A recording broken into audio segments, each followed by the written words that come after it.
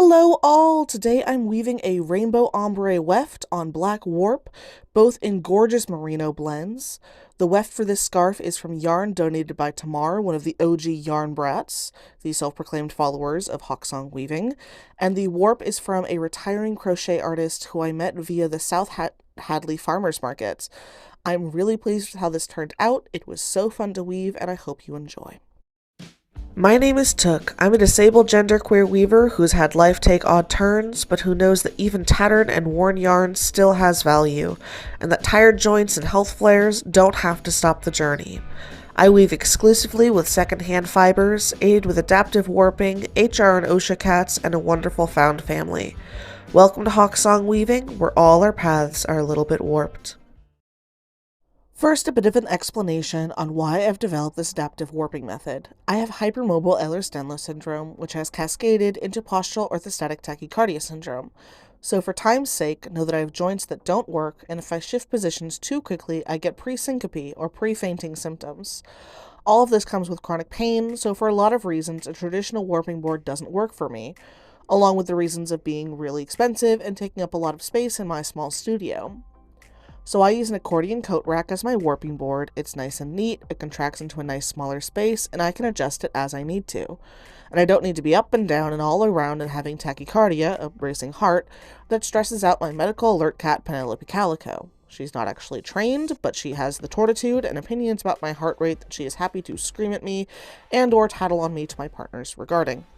I love her so much, I'm never getting another calico ever again because I did not consent to being treated like a particularly dumb sheep by my border collie of a cat.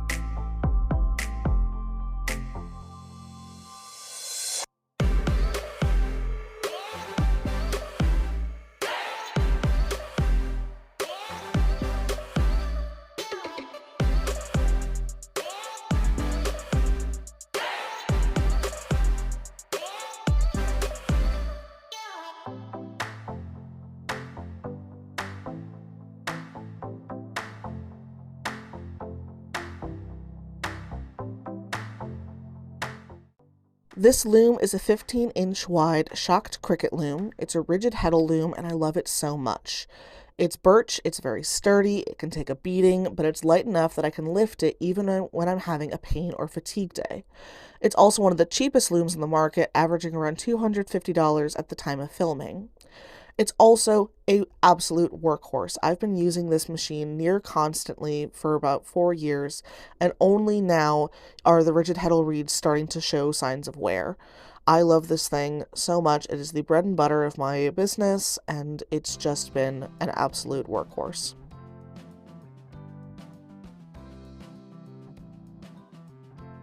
I have received confirmation from a follower that this method also works for direct warping on a traditional pegboard, so if you have one, I suggest trying it out. I'm going to be skipping ahead a bit so that this video doesn't drag, but for reference, this warping process takes about 15 minutes all told. If you're trying out this method and it takes longer, please don't worry. Again, I've been doing this process about once to twice a day for years, and my muscle memory has it down. With the warp threads sorted, I'm lifting up the loom to release the warping board from the loom, gathering the warp threads into one large bundle and using the back of my neck to drape them over and keep them tidy and out of the way while I collapse the warping board. I use terry cloth towels to cushion the warp threads. This helps prevent the finished weaving from being tighter at the ends and looser in the middle, creating a sort of sausage profile in the weaving. They also have more grip than the traditional cardstock, which I find difficult to use because it tends to slide all over the place. Every other week or so, I'll wash and dry the terry cloth towels, as the pressure from how tight I prefer my warp to be can flatten them over time and make them less effective at cushioning the warp threads.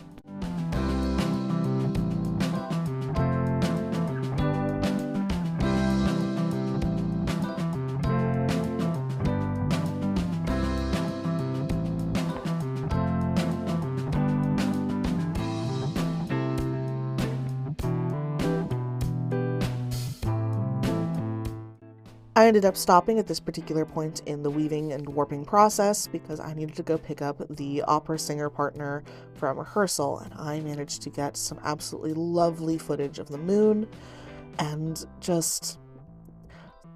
was just a gorgeous night. But now I am back, and here we go. Time to trim the ends and get things off to the races. I recently realized that cutting the warp loops in one go was a lot easier than the previous way that had me cutting the warp loops at the end of winding the warp. This is so much simpler and also decreases the amount I need to trim at the end of the weaving. The scrap yarn will get used for stuffing for other products like the scrappy scented sachets that are some of my best sellers. This helps keep everything for Hawksong Weaving zero waste.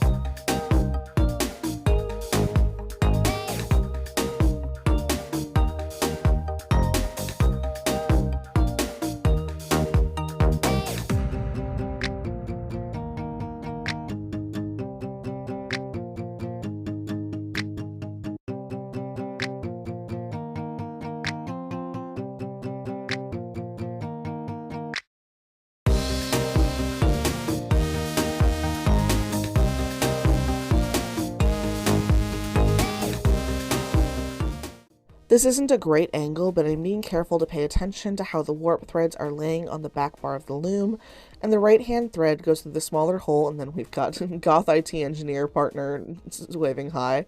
The right-hand thread goes through the smaller hole in the rigid heddle reed.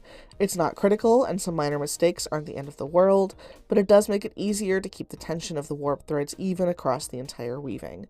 This is more complicated when it comes to black warp because it just tends to mix in and not be particularly helpful in regards to shadows and being able to tell which, right from left.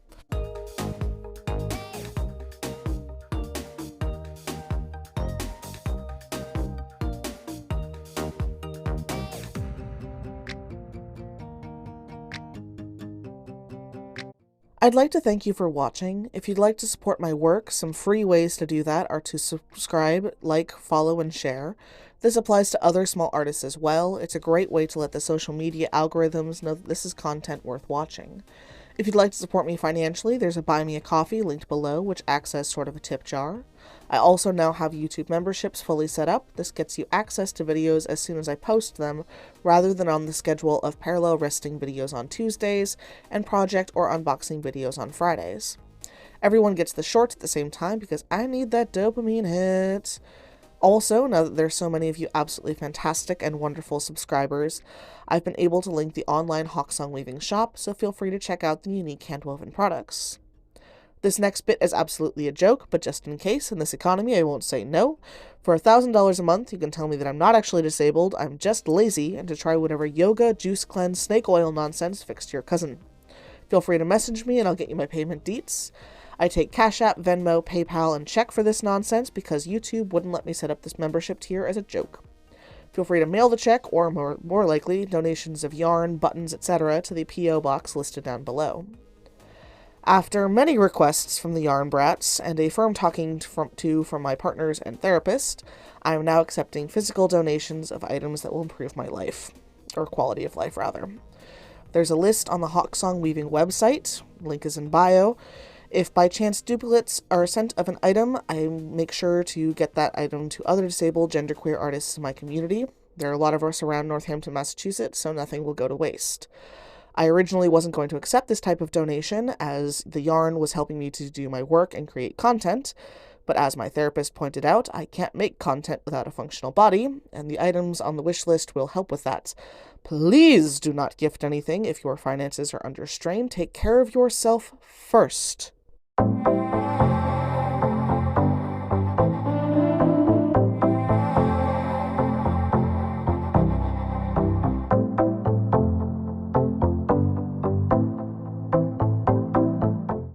Attaching the warp to the bottom apron bar is pretty easy. I finger comb it, get it separated into bits about 4 to 5 warp threads wide, separate these bits into 2, and then do a half hitch tie to the apron bar. I'm being really careful with my fingers. I know it's not inherently visible, but my fingers have a tendency to bend backwards. If your fingertips have a tendency to do this, please do what you need to brace the joints with your muscles, because having them bend backwards is not good for you, will cause arthritis down the line, and is just generally very unpleasant.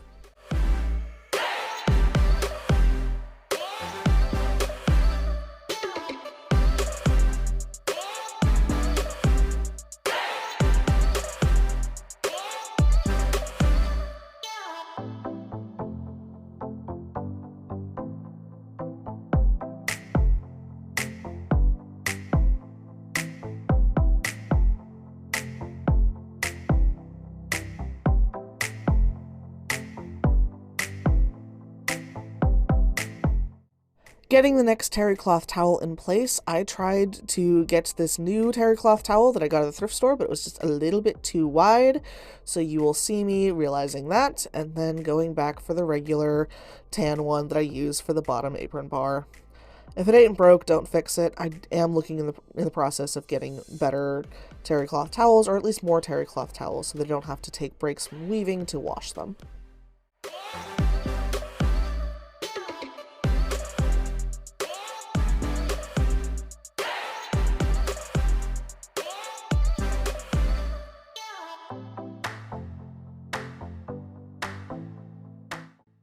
And again, because I prefer a fairly high tension, I'm tightening the warp.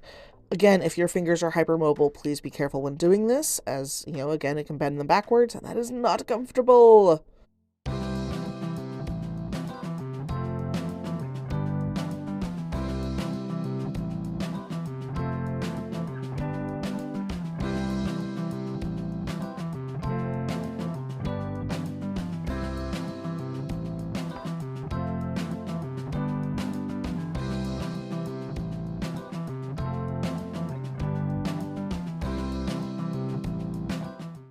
Showing off the absolute gorgeousness that is this yarn. This is going to weave up so beautifully.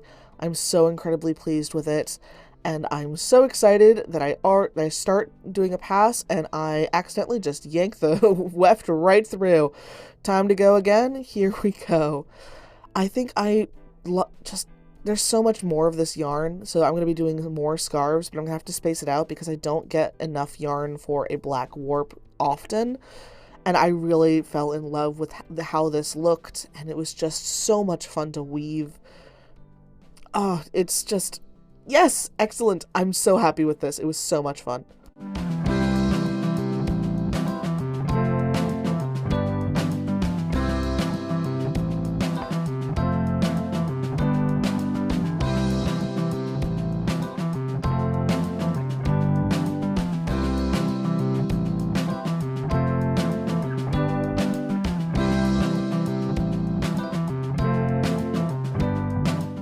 Some tips and tricks for getting even selvages.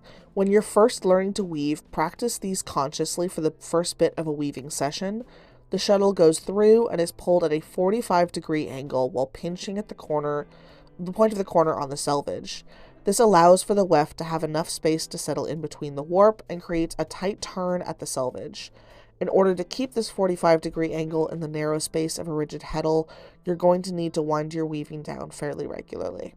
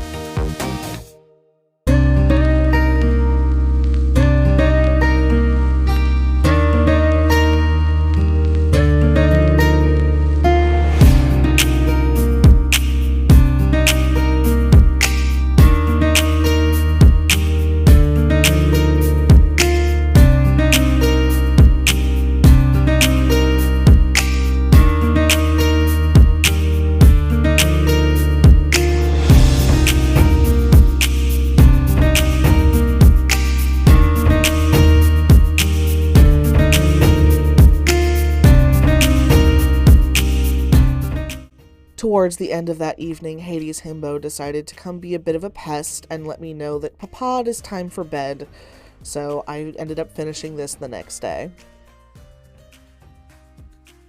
Now tying off the scarf fringes, I prefer to do 2x2 warps tied into a fringe of 4, but I will do a double sliding knot of 3 if I don't have a wide enough warp. This particular warp was a bit annoying just because it had a bit more spring to it and like curve to it that I would prefer, but in the end it turned out absolutely beautiful and I'm just so pleased with how this scarf turned out.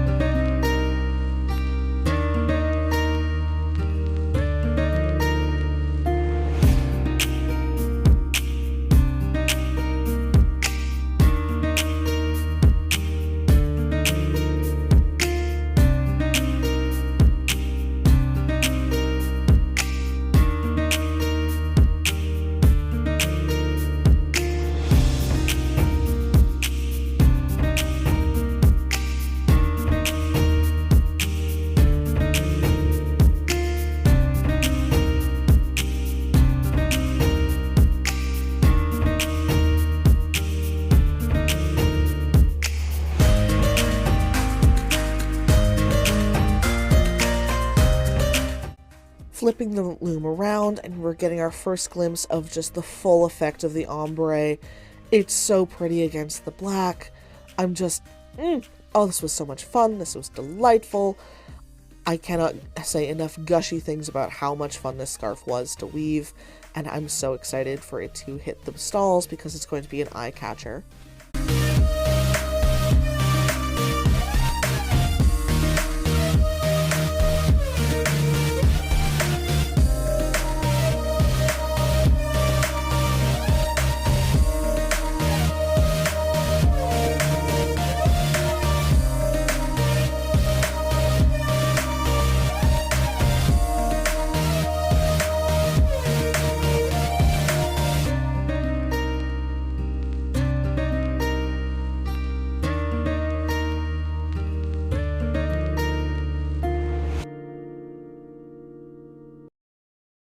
Before steam blocking, I eyeball the length of fringe that I want and use the don't ask me how much I spent on these good shears and trim it. This step is usually between half an hour and 45 minutes of tying the fringe knots. It's not always necessary depending on what type of yarn I use for the warp, but it is a nice finishing step that ends up with a more polished, finished looking product that I find tends to sell better.